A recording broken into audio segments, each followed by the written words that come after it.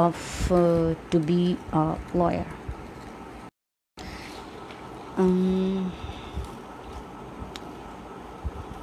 Lawyer actually इसको to be lawyer नहीं बल्कि to be a good lawyer होना चाहिए था, बिकॉज जहाँ तक मेरा अपना ख्याल है उसके बारे में यही कहूँगी कि मुझे लगता है कि anyone could be a lawyer but some of them can be a good lawyer. Good lawyer और लॉयर में ये फ़र्क होता है कि गुड लॉयर जो होता है वो अपने स्किल्स का, वो अपनी जो उसकी होती हैं जितनी भी उसके गुड स्किल्स उनका वो यूज़ करता है और बड़े प्रोडक्टिव तरीके से यूज़ करता है. That's the called a good lawyer. जब गुड लॉयर और लॉयर होता है, सबसे पहले तो हमें जानना ज़रूरी है कि what is a lawyer. Lawyer is basically a person जो असिस्ट करता है कोर्ट को, who assist a court to make a decision within a legal manners. Basically advocate की और लॉयर की जो डेफिनेशंस हैं वो हमने तो यहाँ तक ही पढ़ी हैं कि जो लॉयर होता है वो क्या होता है कि अ good lawyer assist or provide assistance to the court to make lawful decisions. Means के lawful decisions इस तरह होगा कि आप एक बाउंड्री क्रिएट कर दें. लॉयर बनने के लिए सबसे पहले जो ज़रूरी है वो ऐसा नहीं है कि आप बिल्कुल ही डायरेक्ट ही लॉयर बन जाएंगे. इट मीन्स कि अगर आप गुड लॉयर बनना चाहते हैं, you should be a good student. जब आप गुड स्टूडेंट होंगे तो आप गुड लॉयर होंगे. गुड लॉयर होंगे तो रेपुटेशन अच्छी होगी. रेपुटेशन अच्छी होगी तो आप अपनी बात पे, अपने केसेस पे, अपने फैक्चुअल मटेरियल्स पे बहुत अच्छे से स्टैंड कर सकेंगे. बिकॉज जो आपकी बेस होती है ना, जिस तरह हम एक घर को बिल्ड करते हैं, जिस तरह हम कोई भी चीज़ करने के लिए हम लोग जब आगे बढ़ते हैं तो उसके लिए ज़रूरी है कि एक अच्छे घर के लिए, एक अच्छी बिल्डिंग के लिए जैसे उसकी बुनियादों का मजबूत होना ज़रूरी है, इसी तरह एक अच्छा लॉयर होने के लिए ज़रूरी है कि आपको एक आपकी जो बेस है, आपके जो स्किल्स हैं वो शुरू से ही ग्रूम कर दिए जाएं. जैसे कि फॉर एग्ज़ाम्पल आप में जब तक अपने आप को पहचानने की क्वालिटी नहीं होगी, आप एक अच्छे लॉयर नहीं बन सकते. No doubt advocacy is a very good field. जो लोग वाकई इस चीज़ का जुनून रखते हैं उन्हें पता है कि एडवोकेसी और जो वकालत है वो एक ऐसी फील्ड है जो आपको ना सिर्फ एक अच्छा आपको रेपुटेशन देती है, बल्कि आपके जो बोलने के स्किल्स हैं, जो आपके बात करने के स्किल्स हैं, जो आपकी बॉडी लैंग्वेजेस हैं, जो आपकी पर्सनालिटी है, उसको भी ग्रूम करके ना सिर्फ दुनिया बल्कि जो है आपको एक प्रॉपर स्टैंड देती है. और वो जो स्टैंड होता है वो आपके लिए कोई एक वक्त के लिए नहीं होता, बल्कि वो जो होता है वो आपको पूरी ज़िंदगी के लिए होता है. Because it's depend on your skills. इसको पर्सनल स्किल से हम लोग कहते हैं, जहाँ तक मेरा अपना ख्याल है. आई डोंट नो आप सबके क्या ओपिनियन होंगे एडवोकेसी के बारे में, लेकिन एडवोकेसी जो है वो बेसिकली एक स्किल है. ठीक है, हर कोई लॉयर हो सकता है, हर कोई LLB कर सकता है, हर कोई लाइसेंस ले सकता है, लेकिन एडवोकेसी सिर्फ वो कर सकता है जो अपने स्किल्स का प्रोडक्टिव यूज़ कर सकता है. अब एडवोकेसी डिपेंड करती है 3 से 4 चीज़ों पे. आपके कम्युनिकेशन स्किल्स अच्छे होने चाहिए, आपकी पर्सनैलिटी बहुत अच्छी होनी चाहिए, आपकी बॉडी लैंग्वेज बहुत अच्छी होनी चाहिए, आपकी जो है वो सिक्स सेंस बहुत अच्छी होनी चाहिए, बहुत ही अच्छी होनी चाहिए. जब तक आप में वो स्टेमिना नहीं होगा, जब तक आप में कुछ बोलने का स्टेमिना नहीं होगा, जब तक आप में अपने एक जगह पे स्टैंड करके एक जगह पे आपको कायल करने का आप में स्टेमिना नहीं होगा, तो you can't be a good lawyer. Because a lawyer is a very unique profession.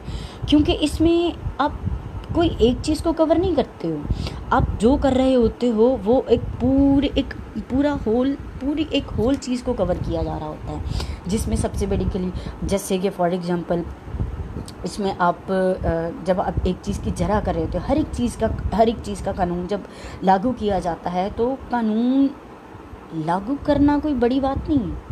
कानून को समझकर, कानून को पेश करके जो किया जाता है उसको जो है हम लोग एक एडवोकेसी स्किल्स में लेते हैं। Advocacy basically is a skill to treat the persons.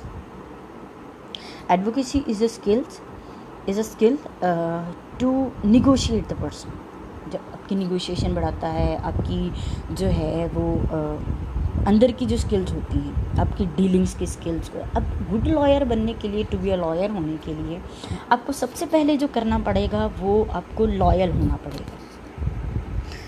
जब आप लॉयल नहीं होंगे, आप लॉयर नहीं होंगे। जब आप लॉयर होंगे तो इट इज़ नेसेसरी कि आप लॉयल भी हों, बिकॉज जब तक आप अपने साथ, अपने काम के साथ, अपने स्किल्स के साथ लॉयल नहीं होंगे, आप लॉयर नहीं हो सकते।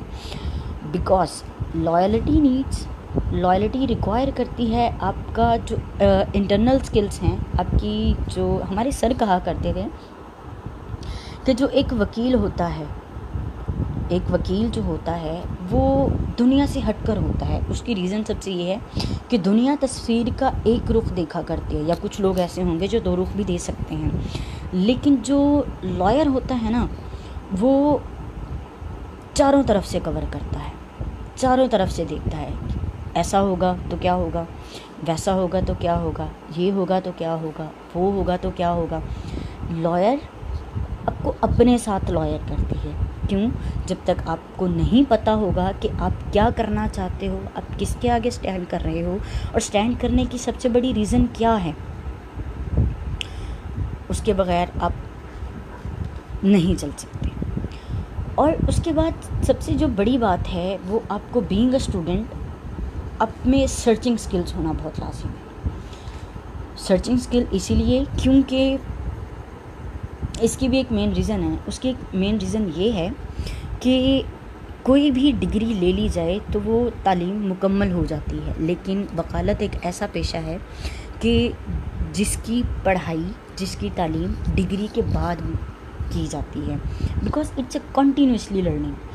आप इसको सारी ज़िंदगी भी सीखते जाओगे तो एक नए से नया रुख आता जाएगा, एक नई से नई चीज़ आती जाएगी। जब आपको पता है, जब आप में वो रिसर्च करने के स्किल्स नहीं होंगे, आप में अपना दिमाग यूज़ करने के स्किल्स नहीं होंगे, तो you can't be a good lawyer. Because a good student can search frequently.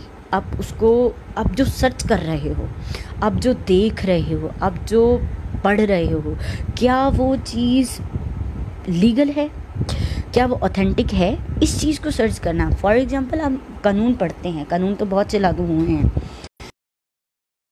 हमारा काम ये होता है कि हम उस कानून को ना सिर्फ पढ़ें बल्कि उसको सर्च करके, उसको देख के, उसको करके हम कोर्ट के सामने जब पेश करें तो ऐसा लगे कि मटेरियल के साथ हैं। और ये एक अच्छे स्टूडेंट की बात होती है कि वो अपने आर्ग्यूमेंट्स को, अपनी लीगैलिटीज़ को, अपने काम को, अपनी इन जितनी भी स्किल्स होते हैं उनको प्रूफ करने के लिए कोई ना कोई एविडेंस लेके आता है। जब आप में वो प्रूफ करने के स्किल्स ही ना होंगे, जब आपको पता ही नहीं होगा हाँ मैंने अपने आर्ग्यूमेंट्स किस तरह प्रूफ करने हैं, तो it is not possible to stand on your feet in the court और in any other field of the life. उसके बाद आती है कि आपको अपने सुनने और समझने की सेंस को ज़रा तेज़ करना पड़ेगा। ये एक बेसिकली सबसे बड़ी चीज़ है जो कि हम लोगों में ज़रा कम पाई जाती है।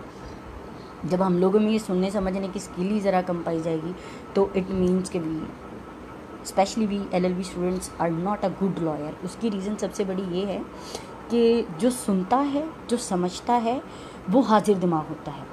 क्योंकि जब वो किसी को सुनता है, जब वो किसी को समझता है, तो इसका मतलब ये है कि वो कुछ ना कुछ गेन कर रहा है। और एडवोकेसी गेन ही तो है, एक लर्निंग स्किल ही तो है कि आप में जितना लर्निंग स्किल्स होंगे, आप जितना उसको सीखने की कोशिश करोगे, आप में उतनी ही ज़्यादा आपके स्किल्स जो हैं वो डेवलप होना शुरू हो जाएंगे। वो डेवलप होते चले जाएंगे, अब डेवलप होते चले जाएंगे अनटिल, और ये तो फील्ड ही ऐसी है कि जब शुरू से लेकर आप स्टार्ट करते हो, एंड तक जाते हो, इवन आपकी पूरी लाइफ गुजर जाती है, लेकिन एडवोकेसी ख़त्म नहीं होती।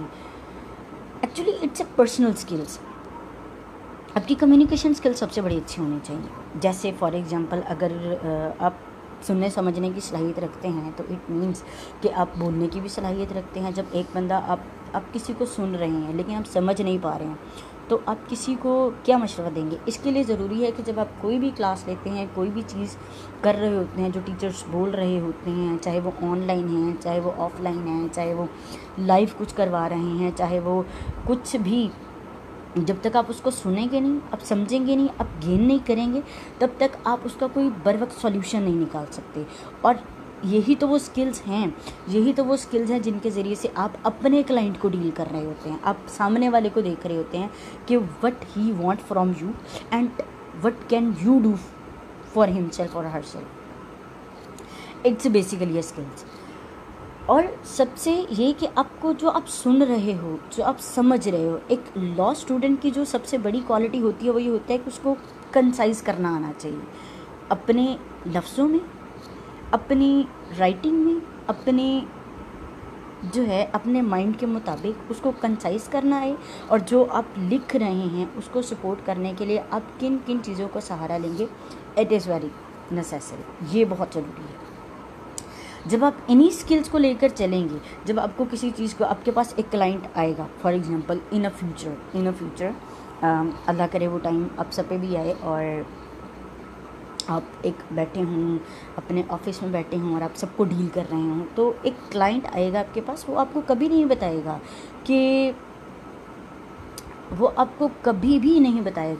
कि एक्चुअल बात क्या हुई थी। उसने एक लंबी चौड़ी कहानी शुरू कर देनी है, जिसकी कहानी स्टार्ट कुछ यूँ होगी कि जनाब सुबह कुछ 5:30 और 6 सेकंड्स का वक्त था, हमें यह हुआ, वो हुआ, यहाँ से गया, फलानी जगह पे पहुँचा तो ये हो गया, यहाँ पहुँचा तो ये हो गया, ऐसा हुआ तो ये हो जाएगा, वैसा हुआ तो ये हो जाएगा। तो क्या होता है कि उसने तो अपनी सारी रुदात सुना दी। अब ये तो आप पे डिपेंड करता है ना कि आप किस चीज़ को लेकर चलना चाहते हो। आप जिस चीज़ को लेकर चलना चाहते हो उस चीज़ को सपोर्ट करने के लिए आप क्या लाओगे। एक पूरी स्टेटमेंट को आप इतनू सा करके कैसे लेके आते हो, इतनू सा। और यही चीज़, क्योंकि ना तो कोर्ट के पास इतना टाइम होता है कि वो आपकी लंबी चौड़ी कहानियाँ सुने, और ना तो आपके पास इतना वक्त होता है कि आप इतना लंबा चौड़ा फैक्ट लेके हैं। आपके फैक्चुअल मटेरियल्स जो होते हैं, आपके जो फैक्ट्स होते हैं, आपकी जो बातें होती हैं, उसको आप कंसाइज करके लेके आते हो कोर्ट के पास। यानी basically you need a solution, you need a remedy from the court on a specific things. जब आप स्पेसिफिक थिंग्स लेकर जाओगे, देखिए इतनी चीज़ों पे जब आप इतनी लंबी चौड़ी बातें कर रहे होते हैं ना, तो हर बात पे तो रेमेडी नहीं होगी ना। अब हर बात पे रेमेडी नहीं हो सकती। जैसे कि अब वो घर से निकला है, ये तो रॉन्ग ना हुई, ये तो गलत नहीं हुआ। वो घर गया, 4 से 5 मीटर की दूरी पे गया, कुछ भी नहीं हुआ। हाँ, लेकिन जब वो कुछ ही मीटर के बाद गया तो उसके साथ क्या होता है कि कुछ लोग आते हैं, उसको गन पॉइंट पे लेते हैं और उसकी चीज़ें छीन कर चले जाते हैं। It's a wrong which needs a remedy और समथिंग जो आपका सामने वाला प्लेंटिव बैठा आपसे मांग रहा है। It's a wrong. और फिर सबसे बड़ी बात कि आपकी रेपुटेशन ऐसी होनी चाहिए कि ना तो, क्योंकि हमारा ये फील्ड ऐसी है, हमारी ये बातें कुछ ऐसी हैं, हमारा ये पेशा कुछ ऐसा है कि जो हमारे टीचर्स होते हैं ना, वो एक वक्त के बाद हमारे कलीग्स बनकर, हमारे ऑपोजिट पार्टी बनकर हमारे सामने आ जाते हैं। उसकी वजह से क्या होता है कि हम वो सियाने कहते हैं ना, ऐसी तो लिहाज सी मारे गए। तो यहाँ पे लिहाज तो होगा, लेकिन उस तरह लिहाज नहीं होगा। ये एक ऐसी फील्ड है जिसमें कंपटीशन तो है, लेकिन एक वक्त ऐसा आता है कि कंपटीशन जो है वो आप ही के सामने। इनफैक्ट समटाइम ऐसा होता है कि आपको आप ही की बात को रद्द करके, आपने अपनी ही बात को रद्द करके कोई ना कोई चीज़ नई निकाल के लेंगे। अब वो चीज़ कहाँ से लाएंगे आप, जब तक आप में स्किल्स ही ना होंगे। तो इसलिए अपने आप को गेनर ज़्यादा समझें, लर्नर ज़्यादा समझें। जहाँ से जितना मटेरियल मिल रहा हो उसको ले लें, जितना भी मिल रहा हो, क्योंकि इल्म एक ऐसा दरिया है जो जितना भी उसमें से पानी पी लिया जाए कम है। ये फील्ड ऐसी है कि आपको चारों तरफ से कवर करना पड़ता है। आप डॉक्टर भी हो सकते हो, ठीक है, आप आप बिजनेसमैन को भी हैंडल कर रहे होते हो, आप एक आम मजदूर बंदे को भी हैंडल कर रहे होते हो, और उसके लिए ज़रूरी है कि आप उसके कैलिबर पे जाके काम करो। एक बिजनेसमैन की प्रॉब्लम्स अलग होंगी, उसका कैलिबर और होगा। एक डॉक्टर की प्रॉब्लम्स अलग होंगी, उसका कैलिबर और होगा। वो कुछ और रेमेडी सीख कर रहा होगा, वो कुछ और रेमेडी। तो इसके लिए ज़रूरी है कि आप में पेशेंस ज़्यादा हो, यानी सुनने का स्टेमिना ज़्यादा और बोलने का स्टेमिना इस तरह कम हो कि आप, जो एक अच्छा लॉयर होता है वो फजूल बात कभी नहीं करता। आपके पास कोई बंदा आया, आप वो आपसे बातें किए जा रहा है, आप उसको सुनो, आप देखो, उसमें से पॉइंट पिक करो कि आप उसके साथ उसकी कैसे हेल्प कर सकते हो, आप उसको कैसे जो है वो सेटिस्फाई कर सकते हो। अगर आप उसको सेटिस्फाई कर सकते हो तो इसके लिए ज़रूरी है कि आप खुद भी पहले सेटिस्फाई हो जाओ कि क्या मैं इसको जो सॉल्यूशन दे रहा हूँ ये ठीक भी है कि नहीं है, ये गलत है, अगर गलत है तो इसके साथ क्या होगा, अगर गलत नहीं है तो हमारे पास क्या चीज़ आ जाएगी और क्या नहीं आएगी। यानी कि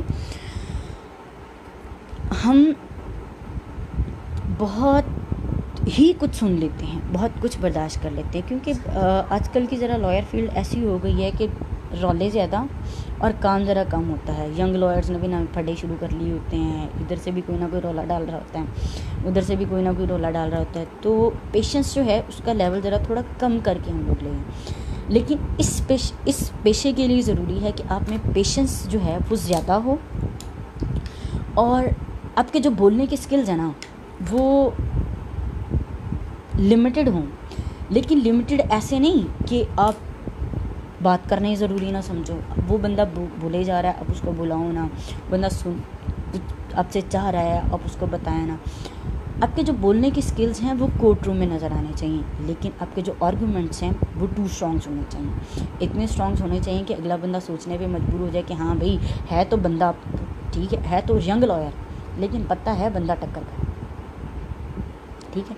तो आपको अपने आप को, उसके साथ साथ आपको अपनी पर्सनैलिटी ग्रूमिंग भी करनी पड़ेगी। एक अच्छे स्टूडेंट के लिए भी, एक अच्छे लॉयर के लिए भी, जब तक आपकी बॉडी लैंग्वेज अच्छी नहीं होगी, आपकी पर्सनैलिटी अच्छी नहीं होगी, आपको ड्रेसिंग सेंस नहीं होगी, आपकी चाल अच्छी नहीं होगी, आप बिल्कुल ही होंगे, तो आपकी जो पर्सनैलिटी का रोग है ना, कुछ बातें ऐसी होती हैं जो बॉडी लैंग्वेज से समझ ली जाती हैं।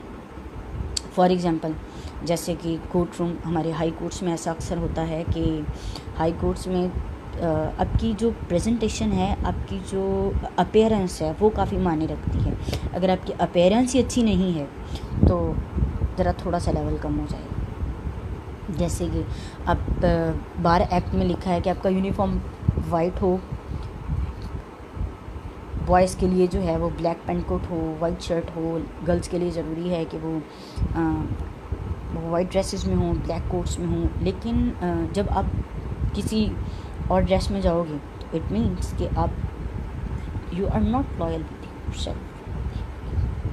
तो इसके लिए ज़रूरी है कि आप अपने आप की अपीयरेंस अच्छी करो। For example, a good lawyer, आप एक लॉयर हो, आप वकील हो, ठीक है। ज़िंदगी में हर बंदा मेहनत करता है।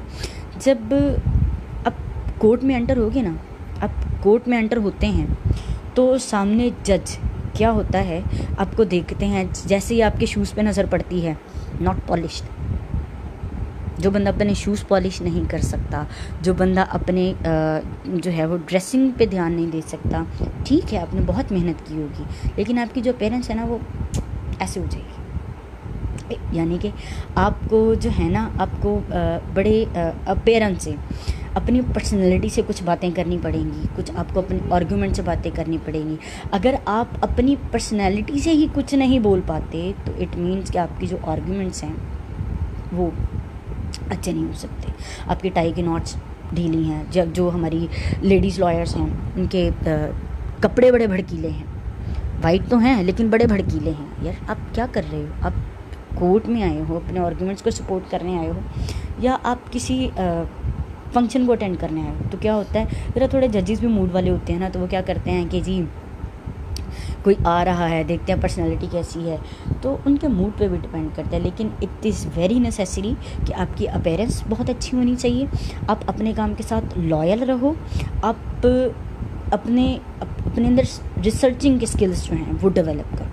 जब तक आपके रिसर्चिंग स्किल्स नहीं, अपने कम्युनिकेशन स्किल्स को बहुत बेटर करो।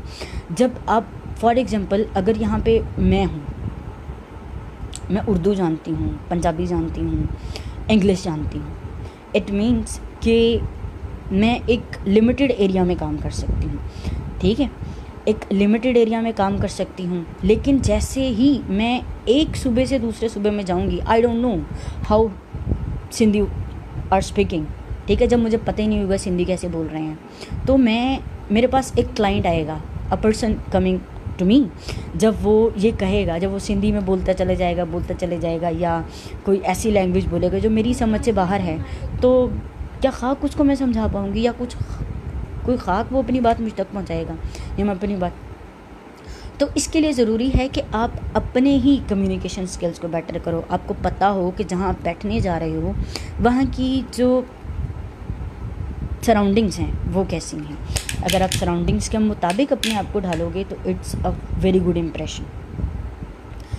जो लेडीज़ लॉयर्स हैं उनमें अक्सर चीज़ें देखने को मिलती हैं कि जनाब ये जो मैम्स होती हैं इन्होंने ज़रा थोड़ा सा मेकअप ज़्यादा किया होता है और बड़े थोड़ा वो होते, तो आपको अपने अंदर मियाना रवि लाने की ज़रूरत है। आपको boys girls, no doubt lawyers में बहुत यूनिटी होती है, लेकिन जब आप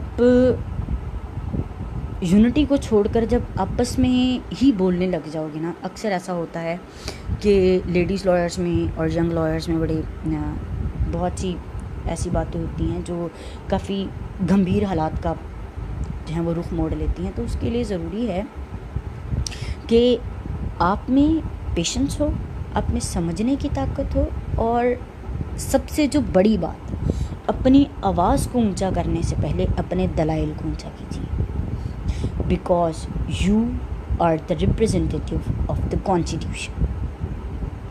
और जो आइन का रिप्रेजेंटेटिव होता है उसको बहुत अच्छे से रहना चाहिए, बिकॉज हमारा कॉन्स्टिट्यूशन हमें ये कहता है कि वी द लॉयर्स, जब हम लॉयर्स हैं, हम अपने कानून के रिप्रेजेंटेटिव हैं। जब हम ही अपने आप को ठीक से रिप्रेजेंट नहीं कर सकेंगे तो हम जब बाहर जाते हैं, हमारे जो इम्प्रेशंस पड़ते हैं तो वो डाउटफुल हो जाते हैं।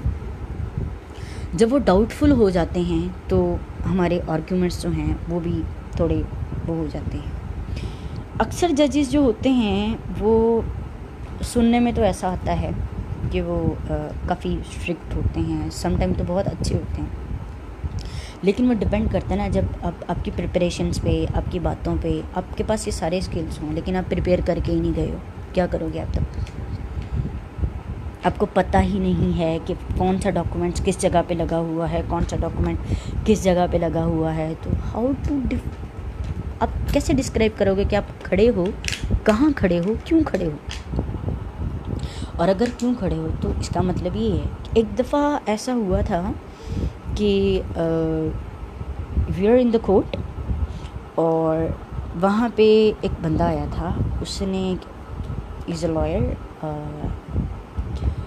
तो वहाँ पे वो आया था। तो जब उसने फ़ाइल पेश की तो उससे पूछा गया कि जनाब आप किस सिलसिले में आए हैं? तो उन जनाब ने कहा कि सर आपकी फ़ाइल में रखा है। तो जज साहब थोड़े से मूडी थे, उन्होंने कहा कि जनाब आप बताइए कि आप किस सिलसिले में आए हैं। वकील साहब ने फिर वही जवाब दिया। जज साहब को गुस्सा आया, फ़ाइल उठा के फेंक दी और कहा कि जब आपको पता ही नहीं आप लेने क्या आए हैं तो आप करने क्या आए हैं। बहुत ही सेंसिटिव होके आपको हर तरह से खुद को कवर करके जाना है, with a concise statement, with a lawful arguments, और आपको पता हो कि आप जिस चीज़ की रेमेडी सीख करने जा रहे हो उसकी रेमेडी आप किस कानून के तहत लेने जा रहे हो। हम LLB 3 इयर्स में हों या LLB 5 इयर्स कर रहे हो, जो कानून पढ़े जाते हैं, कानून सिर्फ वही तो नहीं है ना, कानून तो बहुत ज़्यादा हैं, बहुत ही ज़्यादा हैं। लेकिन जब आपके पास बहुत सी चीज़ें आएंगी, ये कर लो, वो कर लो, ऐसे कर लो, ये कर लो, वगैरह वगैरह, तो क्या होता है कि अब जब कोर्ट में एंटर होते हो ना, तो एक कानून नहीं, बहुत से कानून आपका वेलकम करने के लिए खड़े होते हैं। इसके लिए ज़रूरी है कि आपको कानून का इल्म हो, आपको पता हो कि आपने क्या बात कैसे करनी है। और रही बात इस चीज़ की कि प्रैक्टिस और स्टडी में क्या डिफरेंस है, तो इसका डिफरेंस कुछ ये है कि जो स्टडी होती है ना, वो हम किताब से करते हैं, ठीक है। जहाँ तक एक जो है वो एक कंजर्वेटिव सा कॉन्सेप्ट है कि जी हमने किताब से पढ़ना है, रट्टा मारना है और दे के आ जाना है। लेकिन जो प्रैक्टिस है ना, वो प्रैक्टिस आपकी स्किल्स पे होती है, रट्टा नहीं चलता वहाँ पे। आपने कानून पढ़ा तो है, लेकिन जब इम्प्लीमेंटेशन की बात आती है ना, तो उसमें आपके स्किल्स आ जाते हैं। जब आप अपने स्किल से उस चीज़ को साबित करते हो, उस चीज़ को काम करते हो ना, तो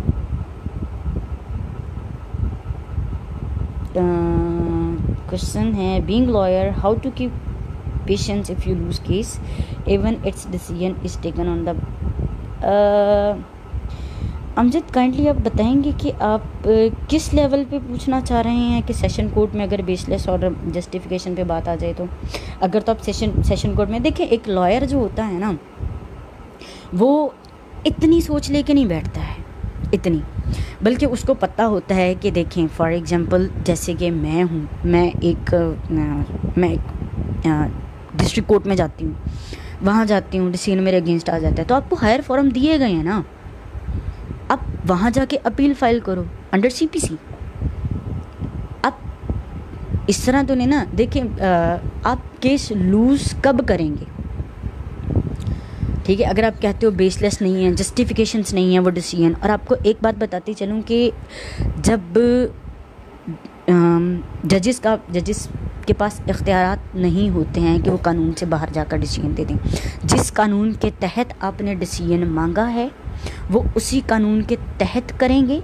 अगर उन्हें लगता है कि उस कानून के तहत ये फ़ैसला नहीं होगा, तो बिलीव मी, ट्रस्ट मी, वो कहेंगे कि जनाब आपका ये नहीं बनता, अगर कोई और लॉ है तो आप उसको अप्लाई करके लेके आ सकते हैं। और याद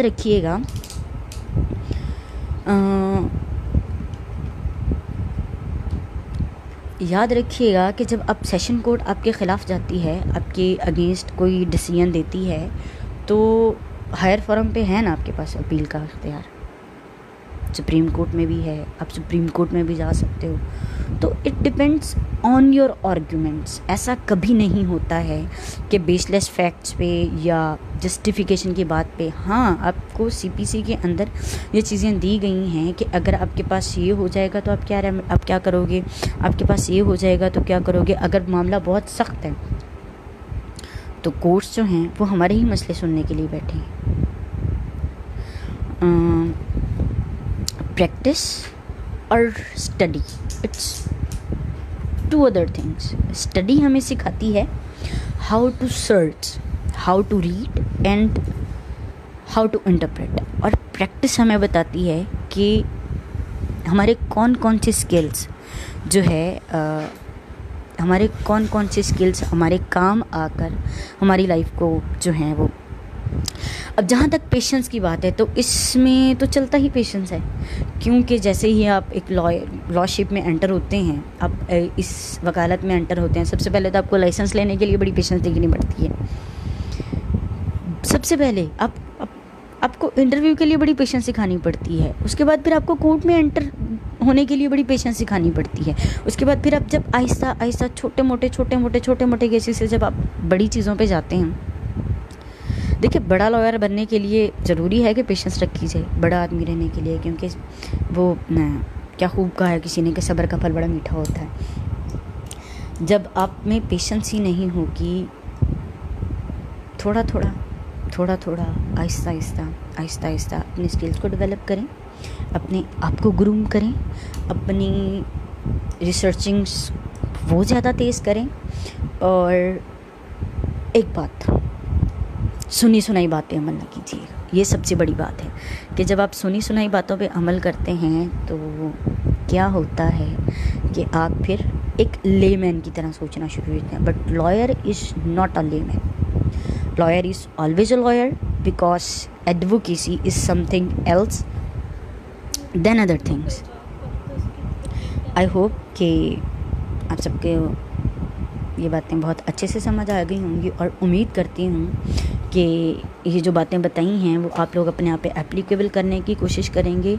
और सबसे बड़ी बात कि प्लीज़ अखलाकियात का दामन ना छोड़ा करें, चाहे वो कोर्ट रूम हो, चाहे वो आपका चैम्बर हो, चाहे वो आपका ऑफिस हो, चाहे वो आपका घर हो, या कोई पब्लिक प्लेस ही क्यों ना हो. बिकॉज ये जो अखलाकियात हैं, बेशक इंसान कितना ही बड़ा क्यों ना हो जाए, कितनी ही बड़ी बात क्यों ना कर जाए, कितना ही बड़ा आदमी क्यों ना हो जाए, लेकिन जब तक आपके पास अच्छे अखलाक हैं, आपको आपके साथ अल्लाह की रज़ा शामिल है. और जब तक अल्लाह की रज़ा है, you B a good person. ठीक है, वो आपको कभी गिरने नहीं देगा. और लॉयरशिप में जब तक आप अपने गुड स्टूडेंट नहीं होंगे, आप गुड लॉयर नहीं होंगे. अगर आप गुड लॉयर नहीं होंगे तो इट मीन्स कि आप अपने करियर को अपने हाथों से ख़त्म करना चाहते हैं. बाकी अल्लाह की अमान. और आई होप कि आपको आज का सेशन बहुत अच्छा लगा होगा, और उम्मीद करती हूँ कि इन बातों को आप सबने बहुत अच्छे से ज़हन नशीन कर लिया होगा. And thank you IBA. Attorney and parties. How to tackle personal influence of open difference.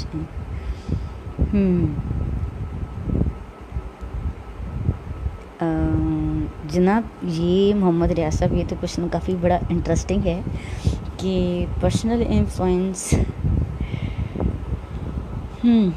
ये तो अब आप पे डिपेंड करता है कि आप किस तरह उसको टैकल करते हैं. बिकॉज़ बड़े से बड़ा मसला जो है, बड़े से जो बड़ा मसला है ना है, मुज़ाकरात से हल हो जाया करता है. लेकिन एक बात याद रखिएगा कि किसी भी केस में हाथ डालने से पहले आप ये बात ज़रूर देखिएगा कि इसमें आपका कितना फ़ायदा है, सामने वाला कितना है और क्या है. जब आप इन चीज़ों को एनालाइज़ करके चलेंगे ना, तो ये इन्फ्लुएंस वगैरह का रिस्क जो है वो हर जगह पे होता है, हर जगह पे. और ख़ैर हमारे पेशे में तो कुछ ज़्यादा ही है ना सिविल में सुकून, ना क्रिमिनल में सुकून, और क्रिमिनल में तो है ही नहीं ना. तो पर्सनल इन्फ्लुएंस क्या कह सकते हैं, तो ये आपकी अपनी स्किल्स ही हैं कि आप जो हैं उस पर्सनल इन्फ्लुएंस को जो है पार्टीज़ के. बाकी जब तक आप,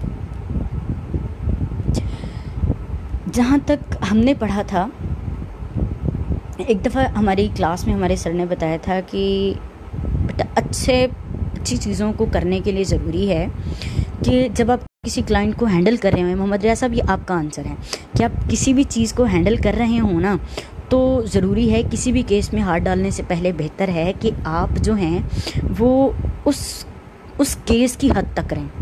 ठीक है, और ज़्यादा उसमें वो ना करें. जब आप उसको पर्सनली लेना शुरू कर देंगे ना, तो आप पे इन्फ्लुएंस भी बढ़ता चले जाएगा कि जी ये ना किया तो वो हो जाएगा, वो ना किया तो ये हो जाएगा. अभी कुछ ही दिन बल्कि आज कल ही की बात है कि हमारे एक लॉयर पे फायरिंग हो गई थी. काफ़ी ज़्यादा मजम्मत की थी उन्होंने. तो इसलिए क्या है कि आप ज़रा उस चीज़ को थोड़ा कम पर्सनली लें. जब आप एक प्रोफेशनल होकर चलेंगे ना, तो आई थिंक बर्डन कम होगा. और जब आप पर्सनली, अगर आप प्रोफेशनल नहीं होकर चलेंगे तो थोड़ी नहीं बल्कि बहुत ज़्यादा ही प्रॉब्लम्स आएंगी. और जहाँ तक लॉयर्स का स्कोप है, तो सजाद हसन साहब, वकालत बहुत अच्छा पेशा है. जो इसको यूज़ करता है ना, मतलब इसको लेके चलता है ना, इस पेशे को दिलो जान से लेके चलता है. मैं कहती हूँ ये पेशा उसको दिलो जान से लेके चलता है, क्योंकि मेरा नहीं ख्याल कि इस जैसी फील्ड दुनिया में कोई होगी. Because it's depends on your knowledge, और इल्म रखने वालों की दुनिया कदर करती है. इसका स्कोप जो है, जब तक आप इसको अपने साथ लेके नहीं चलेंगे, इसको अच्छे से लेके नहीं चलेंगे, तो इट मीन्स कि जो है ये आपको लेके नहीं चलेगी। आखिर पे यही बात करूँगी कि I also want to be a good lawyer, despite of that कि जो है रुकावटें हर जगह पे आती हैं, रिस्क हर जगह पे मौजूद होता है, चाहे वो डॉक्टर हो, चाहे वो बिजनेसमैन हो, चाहे वो टैक्स हो, चाहे वो कुछ भी हो, रिस्क हर जगह पे मौजूद होता है। इट डिपेंड्स ऑन यू कि आप अपनी पेशे के साथ कितने जो है वो लॉयल हो। बिकॉज जब तक आप अपने काम की कदर नहीं करोगे, कोई शख्स आपकी कदर नहीं करेगा। क्योंकि कुछ लोगों को मैंने कहते सुना ना कि भाई वकील झूठ बड़ा बोलते हैं। अरे जनाब, झूठ कहाँ से बोले हम तो बस एक ही बात को जो है वो ज़रा थोड़ा सा अलग तरीके से बयान कर देते हैं। फॉर एग्जांपल, एक आधा गिलास पानी का पड़ा है, अब आप कहते हैं जी आधा गिलास पानी का भरा हुआ है, हम कहते हैं नहीं जनाब आधा खाली है। ना तो झूठ आप बोलते हैं ना हम बोलते हैं। इसका मतलब तो यही है ना कि हम भी सच्चे और आप भी सच्चे। झूठ क्या हुआ? कुछ भी नहीं, सिर्फ नज़रिया चेंज हुआ है। और वकालत एक खूबसूरत नज़रिए के नाम है। It's skills on you. और उम्मीद करती हूँ कि आपको सबको ये सेशन बहुत अच्छा लगा होगा। And thank you so much IVA, thank you so much Amjad कि आपने दोबारा फिर मुझे मौका दिया यहाँ आकर बात करने का। और उम्मीद करती हूँ आप सबको बातें भी अच्छी लगी होंगी और आप सब ने वो बातें गेन भी की होंगी और अपनी स्किल्स को डेवलप करने की होप करती हूँ कि आप कोशिश करेंगे। एंड जो LLB कर रहे हैं उनको एडवांस में वेलकम, जो कर चुके हैं उन्हें भी वेलकम, और जिनका ये लास्ट सेमेस्टर था, जिनका ये लास्ट ईयर था, उनको भी तहे दिल से वेलकम करते हैं कि welcome to the law, welcome to the law field. And आप सबको मेरी तरफ से एडवांस में रमज़ान मुबारक, और आई होप कि आप सब ठीक होंगे। Thank you so much.